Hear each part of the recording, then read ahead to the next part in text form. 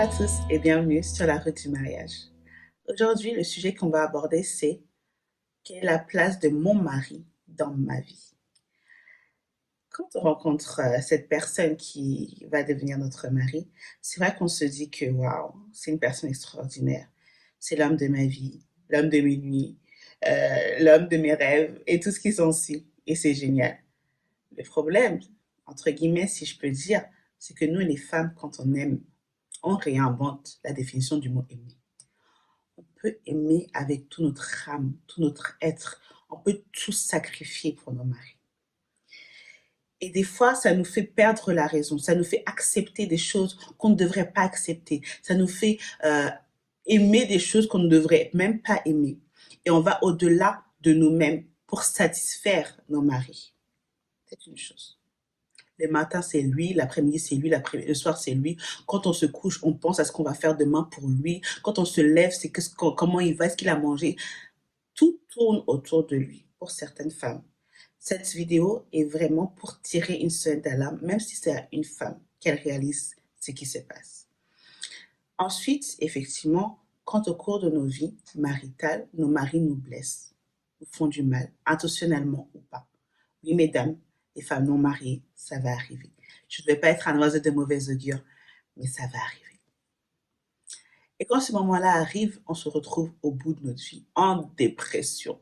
Comment, après tous ces sacrifices que j'ai pu faire, après tout ce que j'ai pu donner, il a pu me faire ça?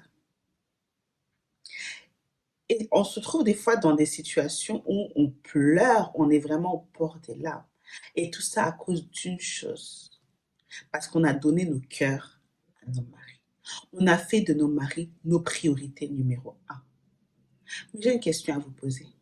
Si ton mari est ta priorité numéro un, quelle est la place de Dieu dans ta vie? On connaît tous le verset Matthieu 6, 33 qui dit « Cherchez premièrement le royaume et la justice de Dieu, et toutes ces choses vous seront données par-dessus tout. » Ou encore « Fais de l'éternel tes délices. » On connaît ces versets.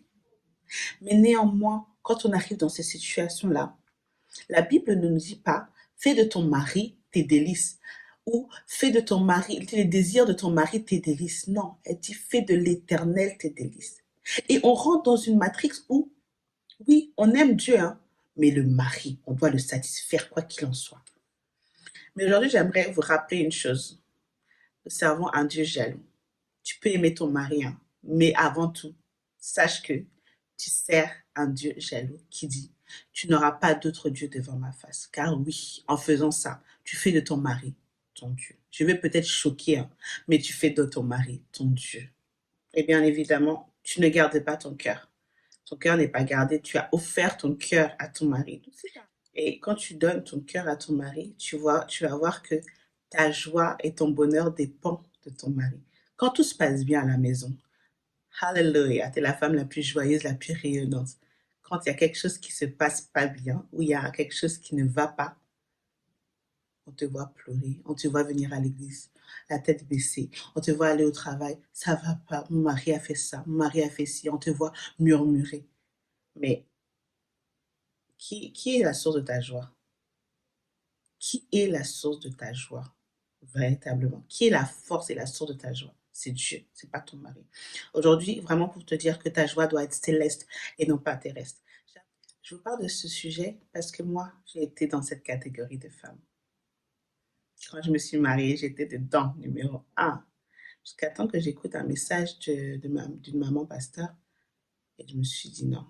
J'ai demandé sincèrement pardon à Dieu parce que j'avais échangé sa place en fait. Et je lui ai demandé la force de changer mon attitude.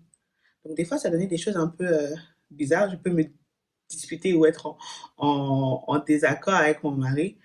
Et moi, quand je suis en désaccord, j'aime pas rester dans la même pièce que toi. Donc je change de pièce. Et donc du coup, et là, donc forcément, hein, c'est pas d'un coup tout va bien, c'est la joie. Mais dans mon petit moment discret, je me dis non. Qui est la source de ta joie? Et donc là, je commence à chanter et tout. Donc je pense que mon mari doit me trouver un petit peu bipolaire entre les disputes et la fille qui chante juste après. Je commence à louer Dieu. Et effectivement, je pense que c'est ça qui trouble aussi le diable quand ça ne va pas avec ton mari ou avec ta femme. que toi, tu continues à louer le Seigneur.